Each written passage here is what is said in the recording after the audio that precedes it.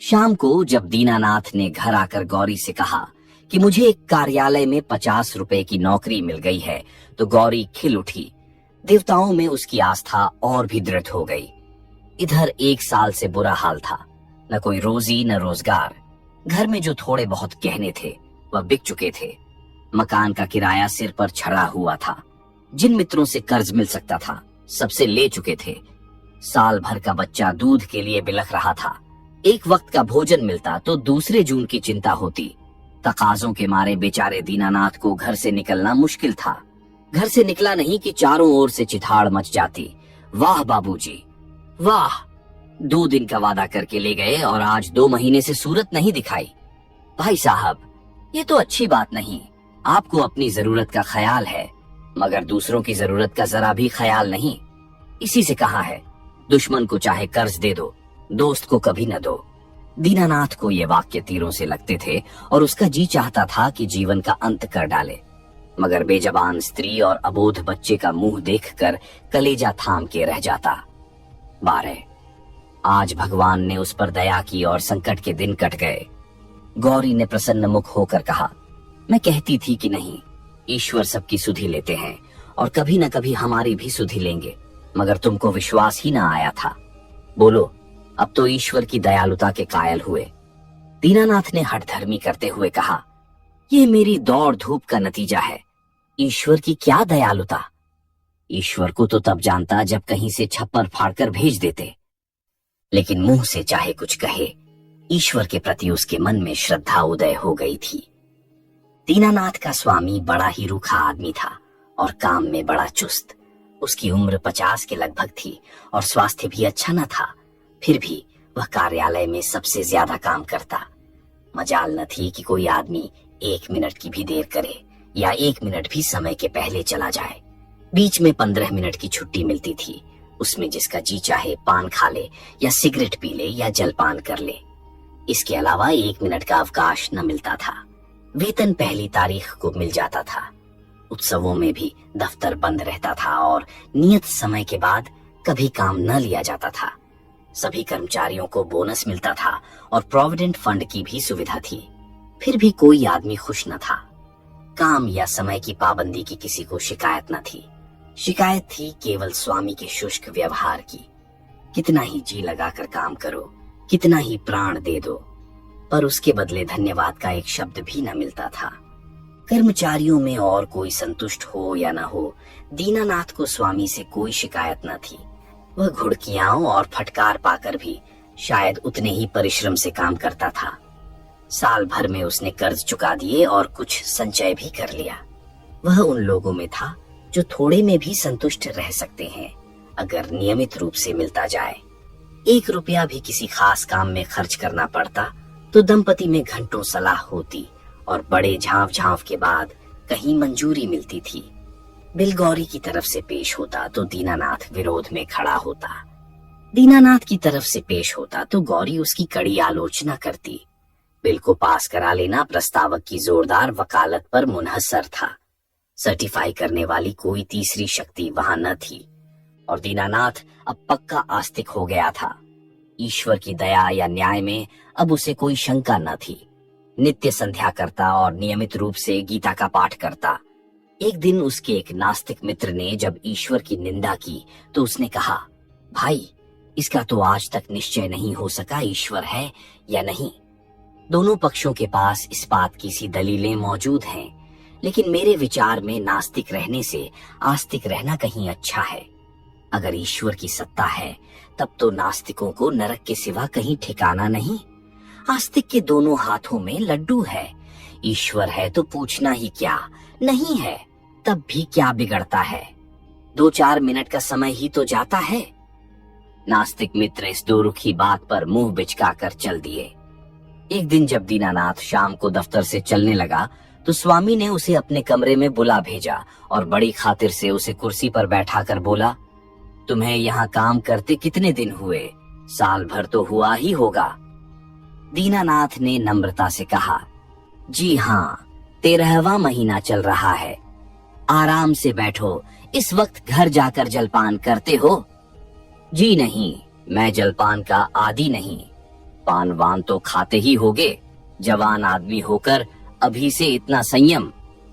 यह कहकर उसने घंटी बजाई और अर्दली से पान और कुछ मिठाइयां लाने को कहा।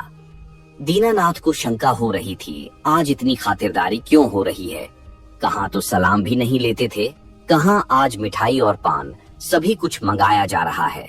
मालूम होता है मेरे काम से खुश हो गए हैं। इस ख्याल से उसे कुछ आत्मविश्वास हुआ और ईश्वर की याद आ गई। अवश्य परमात्मा सर्वदर्शी और न्यायकारी है, नहीं तो मुझे कौन पूछता। अर्दली मिठाई और पान लाया। दीनानाथ आग्रह से विवश होकर मिठाई खाने लगा। स्वामी ने मुस्कुराते हुए कहा, तुमने मुझे बहुत रूखा पाया होगा। बात यह है कि हमारे यहाँ अभी तक लोगों को अपनी जिम्मेदारी का इतना कम ज्ञान है कि अफसर जरा भी नर्म पड़ जाए तो लोग उसकी शराफत का अनुचित लाभ उठाने लगते हैं और काम खराब होने लगता है। कुछ ऐसे भाग्यशाली हैं जो नौकरों से हेल मेल भी रखते हैं, उनसे हंसते बोलते भी हैं, फिर भी नौकर नहीं बिगड़ते, बल्कि और भी दिल लगाकर काम करते हैं। मुझ में वह कला नहीं है, इसलिए मैं अपने आदमियों से कुछ अलग अलग रहना ही अच्छा समझता हूँ और अब तक मुझे इस नीति से कोई हानि भी नहीं हुई। लेकिन मैं आदमियों का रंग ढंग देखता रहता हूँ और सबको परखता रहा हूँ। मैंने तुम्हारे विषय में जो मत स्थिर किया है वह यह है कि तुम वफादार हो और मैं तुम्हारे ऊपर विश्वास कर सकता हूँ, इसलिए मैं तुम्हें ज्यादा जिम्मेदारी का काम देना चाहता हूँ, जहाँ तुम्हें खुद बहुत कम काम करना पड़ेगा, केवल निगरानी करनी पड़ेगी। तुम्हारे वेतन में 50 रुपए की ओर तरक्की हो जाएगी। मुझे विश्वास है तुमने अब तक जितनी तनदेही से काम किया है उससे भी ज्यादा तनदेही से आगे करोगे। दीनानाथ की आंखों में आंसू भर आए और कंठ की मिठाई कुछ नमकीन हो गई। जी में आया स्वामी के चरणों पर सिर रखते और कहे, आपकी सेवा के लिए मेरी जान हाजिर है। आपने मेरा जो सम्मान बढ़ाया है मैं उसे निभाने में कोई कसर न उठा रखूंगा। लेकिन स्वर कांप रहा था और वह केवल कृतज्ञता भरी आंखों से देखकर रह गया। सेठ जी ने एक मोटा सा लेजर निकालते हुए कहा, मैं एक ऐसे काम में तुम्हारी मदद चाहता हूँ जिस पर इस कार्यालय का सारा भविष्य टिका हुआ है। इतने आदमियों में मैंने केवल तुम ही को विश्वास योग्य समझा है और मुझे आशा है कि तुम मुझे निराश न करोगे। ये पिछले साल का लेजर है और इसमें कुछ ऐसी रकमें दर्ज हो गई हैं जिनके अनुसार कंपनी को कई हजार लाभ होता है। लेकिन तुम जानते हो हम कई महीनों से घाटे पर काम कर रहे हैं। जिस क्लर्क ने यह लेजर लिखा था उसकी लिखावट तुम्हारी लिखावट से बिल्कुल मिलती है। अगर दोनों लिखावटें आमने सामने रख दी जाए तो किसी विशेषज्ञ को भी उनमें भेद करना कठिन हो जाएगा। मैं चाहता हूँ तुम लेजर में एक पृष्ठ फिर से लिखकर जोड़ दो और उसी नंबर का पृष्ठ उसमें से निकाल लो। मैंने पृष्ठ का नंबर छपवा लिया है, एक दफ्तरी भी ठीक कर लिया है जो रात भर में लेजर की जल्दबंदी कर देगा, किसी को पता तक न चलेगा। जरूरत सिर्फ यह है कि तुम अपनी कलम से उस पृष्ठ की नकल कर दो। दीनानाथ ने शंका की, जब उस पृष्ठ की नकल ही करनी है तो उसे निकालने की क्या जरूरत है। सेठ जी हंसे, तो क्या तुम समझते हो उस पृष्ठ की हूबहू नकल करनी होगी? मैं कुछ रकमों में परिवर्तन कर दूंगा। मैं तुम्हें विश्वास दिलाता हूँ कि मैं केवल कार्यालय की भलाई के ख्याल से ये कार्रवाई कर रहा हूँ। अगर यह रद्दोबदल न किया गया तो कार्यालय के 100 आदमियों की जीविका में बाधा पड़ जाएगी। इसमें कुछ सोच विचार करने की जरूरत ही नहीं, केवल आधा घंटे का काम है। तुम बहुत तेज लिखते हो। कठिन समस्या थी। स्पष्ट था कि उससे जाल बनाने को कहा जा रहा है। उसके पास इस रहस्य का पता लगाने का कोई साधन न था कि सेठ जी जो कुछ कह रहे हैं वह स्वार्थवश होकर या कार्यालय की रक्षा के लिए। लेकिन किसी दशा में भी है यह जाल घोर जाल। क्या वह अपनी आत्मा की हत्या करेगा? नहीं, किसी तरह नहीं। उसने डरते डरते कहा, मुझे आप क्षमा करें, मैं यह काम न कर सकूंगा। सेठ जी ने उसी अविचलित मुस्कान के साथ पूछा, क्यों? इसलिए कि यह सरासर जाल है। जाल किसे कहते हैं? किसी हिसाब में उलटफेर करना जाल है। लेकिन उस उलटफेर से 100 आदमियों की जीविका बनी रहे तो इस दशा में भी वह जाल है। कंपनी की असली हालत कुछ और है, कागजी हालत कुछ और। अगर यह तब्दीली न की गई तो तुरंत कई हजार रुपए नफे के देने पड़ जाएंगे और नतीजा ये होगा कि कंपनी का दिवाला हो जाएगा और सारे आदमियों को घर बैठना पड़ेगा। मैं नहीं चाहता कि थोड़े से मालदार हिस्सेदारों के लिए इतने गरीबों का खून किया जाए। परोपकार के लिए कुछ जाल भी करना पड़े तो वह आत्मा की हत्या नहीं है। दीनानाथ को कोई जवाब न सूझा। अगर सेठ जी का कहना सच है और इस जाल से 100 आदमियों की रोजी बनी रहे तो वास्तव में वह जाल नहीं, कठोर कर्तव्य है। अगर आत्मा की हत्या होती भी हो तो 100 आदमियों की रक्षा के लिए उसकी परवाह न करनी चाहिए, लेकिन नैतिक समाधान हो जाने पर अपनी रक्षा का विचार आया। बोला, लेकिन कहीं मुआमला खुल गया तो मैं मिट जाऊंगा।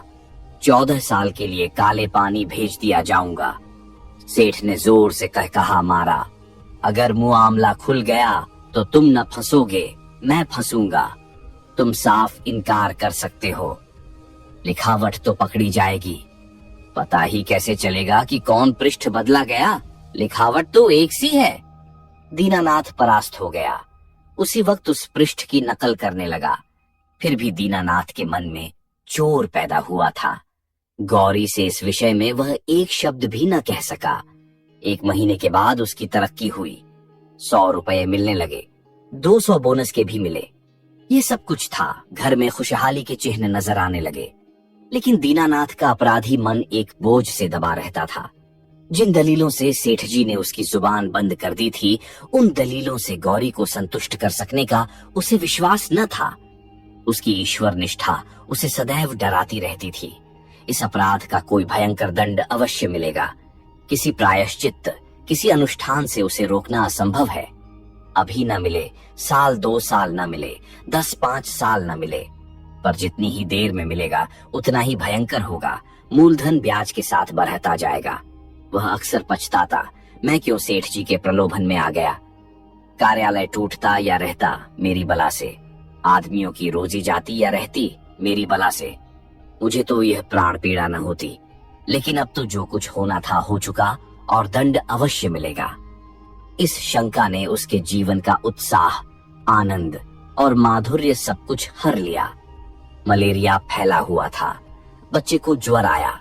दीनानाथ के प्राण नहों में समा गए। दंड का विधान आ पहुंचा। कहाँ जाए, क्या करे, जैसे बुद्धि भ्रष्ट हो गई। गौरी ने कहा, जाकर कोई दवा लाओ या किसी डॉक्टर को दिखा दो, 3 दिन तो हो गए।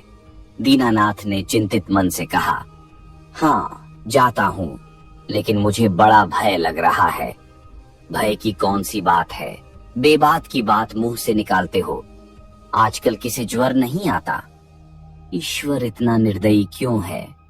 ईश्वर निर्दयी है पापियों के लिए। हमने किसका क्या हर लिया है? ईश्वर पापियों को कभी क्षमा नहीं करता। पापियों को दंड न मिले तो संसार में अनर्थ हो जाए। लेकिन आदमी ऐसे काम भी तो करता है जो एक दृष्टि से पाप हो सकते हैं, दूसरी दृष्टि से पुण्य। मैं नहीं समझी। मान लो मेरे झूठ बोलने से किसी की जान बचती हो तो क्या वह पाप है? मैं तो समझती हूँ ऐसा झूठ पुण्य है। तो जिस पाप से मनुष्य का कल्याण हो वह पुण्य है। और क्या? दीनानाथ की अमंगल शंका थोड़ी देर के लिए दूर हो गई। डॉक्टर को बुला लाया, इलाज शुरू किया। बालक 1 सप्ताह में चंगा हो गया, मगर थोड़े दिन बाद वह खुद बीमार पड़ा। वह अवश्य ही ईश्वरीय दंड है और वह बच नहीं सकता। साधारण मलेरिया ज्वर था, पर दीनानाथ की दंड कल्पना ने उसे सन्निपात का रूप दे दिया। ज्वर में नशे की हालत की तरह यूं भी कल्पना शक्ति तीव्र हो जाती है। पहले केवल मनोगत शंका थी, वह भीषण सत्य बन गई। कल्पना ने यमदूत रच डाले, उनके भाले और गदाएं रच डाली, नरक का अग्निकुंड दहका दिया। डॉक्टर की एक घूंट दवा 1000 मन की गदा की आवाज और आग के उबलते हुए समुद्र के दाह पर क्या असर करती। दीनानाथ मिथ्यावादी न था।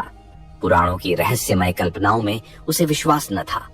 नहीं, वह बुद्धिवादी था और ईश्वर में भी तभी उसे विश्वास आया जब उसकी तर्क बुद्धि कायल हो गई। लेकिन ईश्वर के साथ उसकी दया भी आई, उसका दंड भी आया। दया ने उसे रोजी दी, मान दिया। ईश्वर की दया न होती तो शायद वह भूखों मर जाता, लेकिन भूखों मरना अग्निकुंड में ढकेल दिए जाने से कहीं सरल था, खेल था। दंड भावना जन्म जन्मांतरों के संस्कार से ऐसी बद्धमूल हो गई थी, मानो उसकी बुद्धि का, उसकी आत्मा का एक अंग हो गई हो।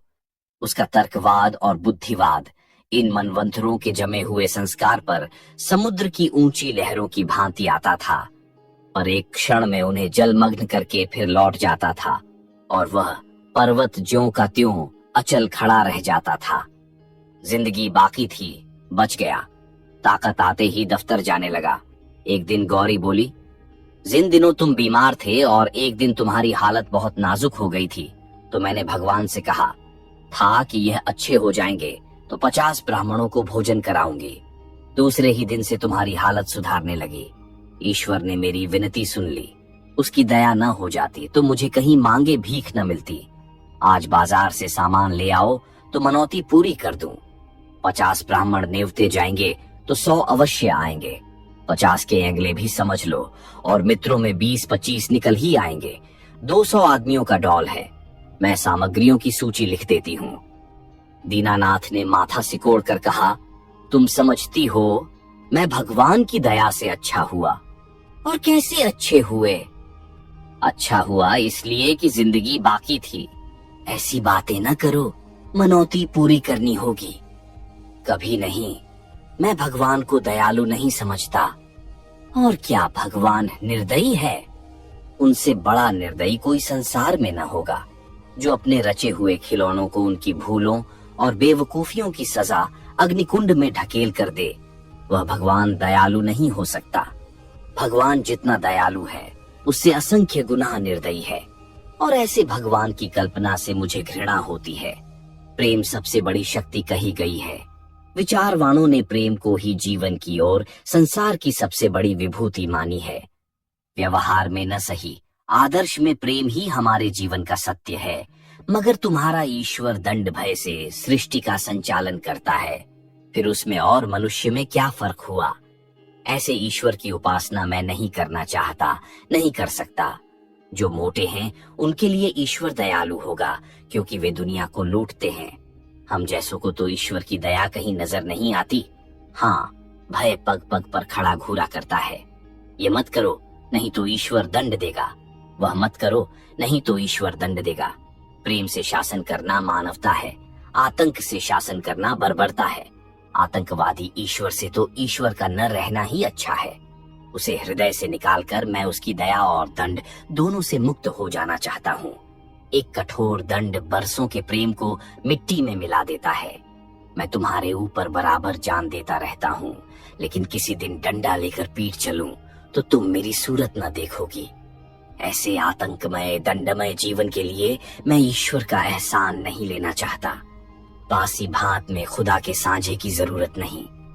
अगर तुमने ओझ भोज पर जोर दिया तो मैं जहर खा लूंगा। गौरी उसके मुंह की ओर भयातुर नेत्रों से ताकती रह गई। आप सुन रहे थे मुंशी प्रेमचंद की लिखी कहानी बासी भात में खुदा का साझा।